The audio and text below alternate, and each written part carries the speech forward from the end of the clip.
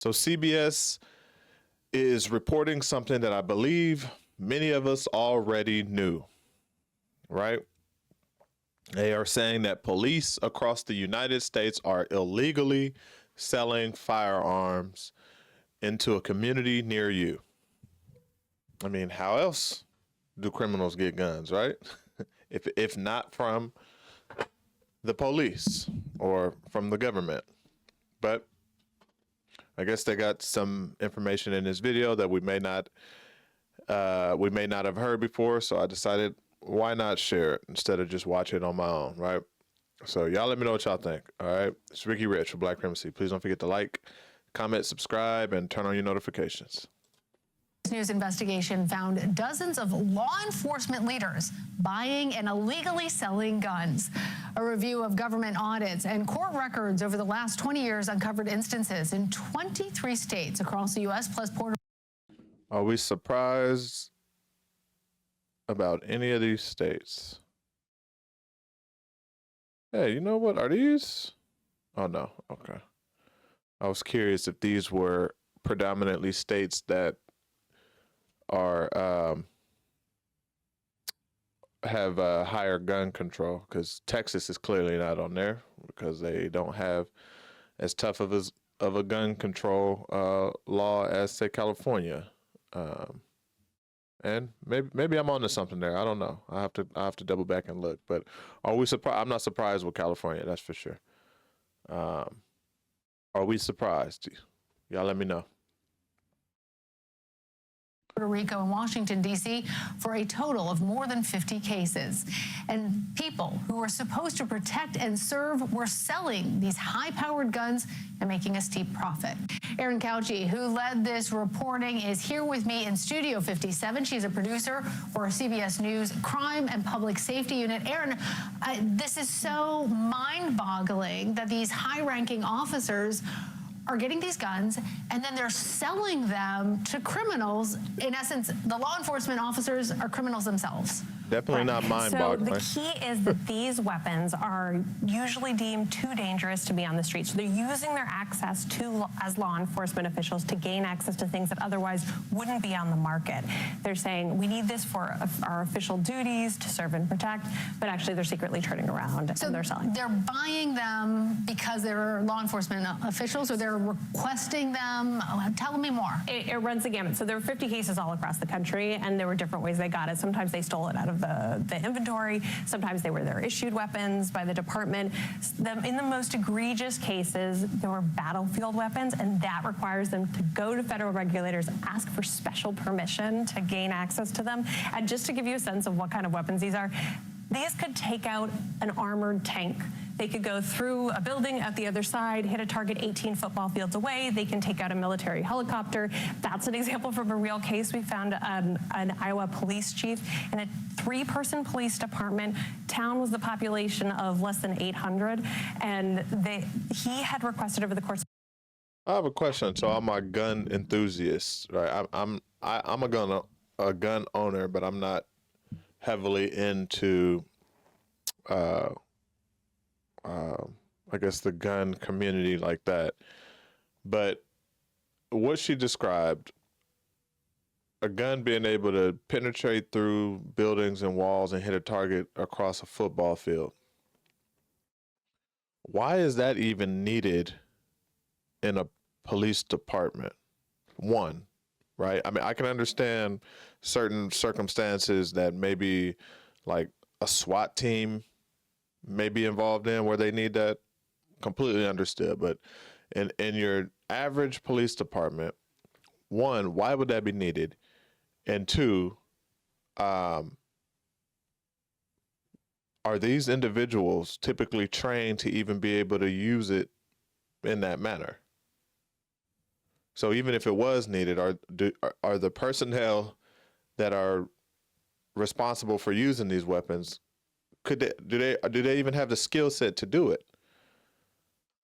My thought is no, they don't.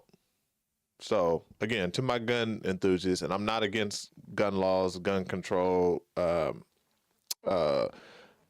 use. I'm not against that at all. I think we all should have the right to protect ourselves and our neighbors. I'm just curious why something like this that they're clearly selling back to the street is even into the police department anyway.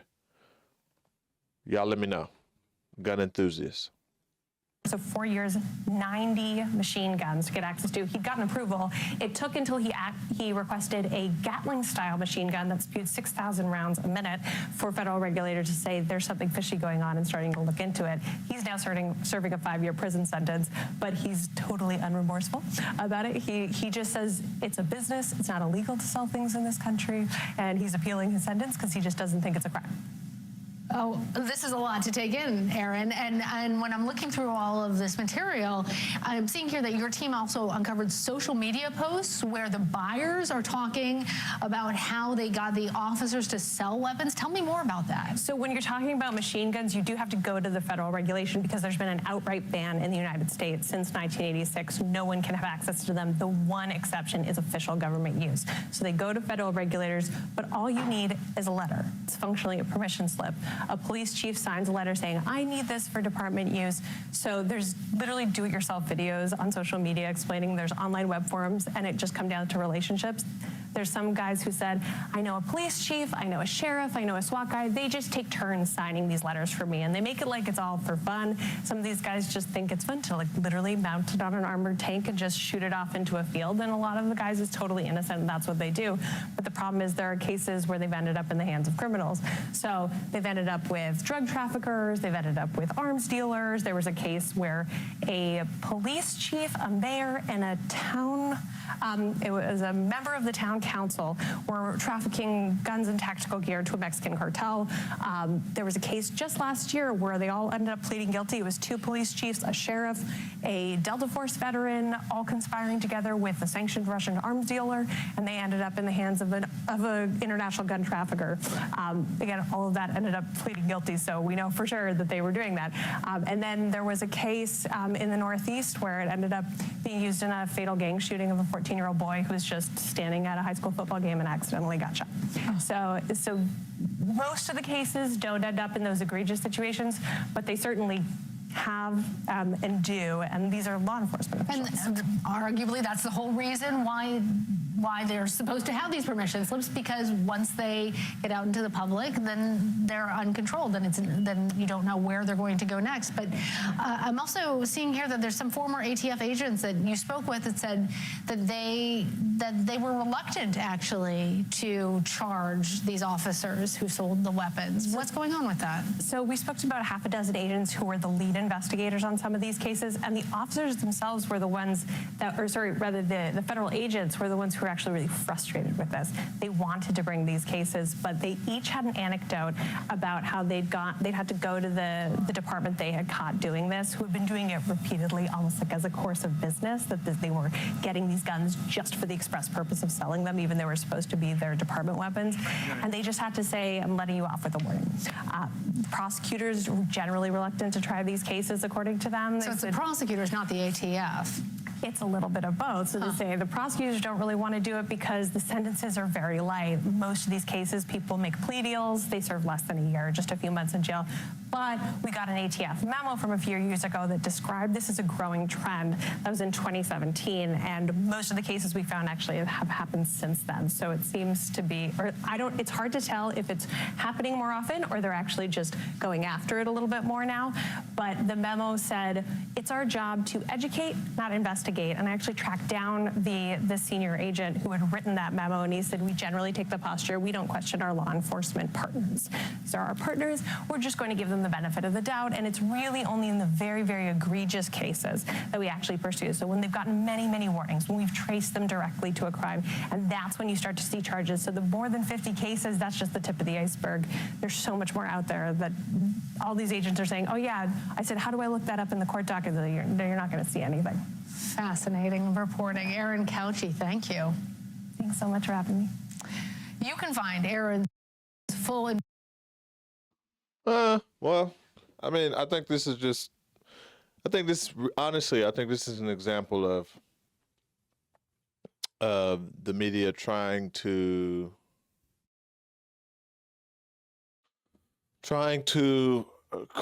create a story off of something it is a problem, but it's a smaller issue. I like how she mentioned there that that a lot of the examples that she gave weren't the norm. Those were like the outlier situations. Typically, the situation, that the guns that are being sold and bought are going to individuals who just are gun enthusiasts. Which the problem in itself needs to be, if one person gets hurt off of this, it needs to be shut down. I mean, that's just it's too easy for for the guns to end up in the wrong hands, right? But this story is not talking about is the bigger overall issue. I don't believe that what was explained here are the true reasons as to how the cartels and these gang members are getting their guns in bulk, right?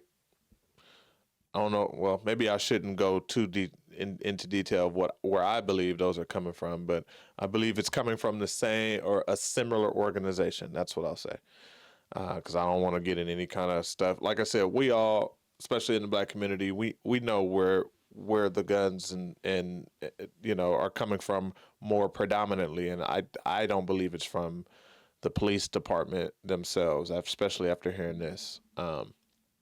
I believe they're coming from the same institution or organization that is responsible for the crack epidemic, right?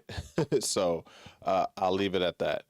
But nevertheless, this is an interesting story. I don't really understand how this is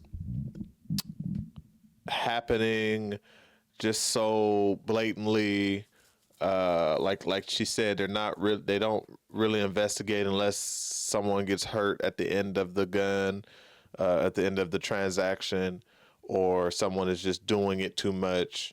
I mean, here we are 2024 and this is what's happened, almost 2025, and this is still happening. So it's probably been happening forever, and it doesn't look like it's, based on the information that we learn from here, it doesn't look like it's going to stop anytime soon. So this is interesting though. Protect yourselves. This is another reason why, if you don't own a firearm, in my opinion, you should, right? Because when the poop hits the fan, at the end of the day, your neighbor is probably going to be, laced with the finest of firearms, and you're going to be sitting there with nothing to protect yourselves, right? So let this serve as a warning as well, all right? But y'all let me know what y'all think, all right? It's Ricky Rich with Black Primacy. Please don't forget to like, comment, subscribe, and turn on your notifications.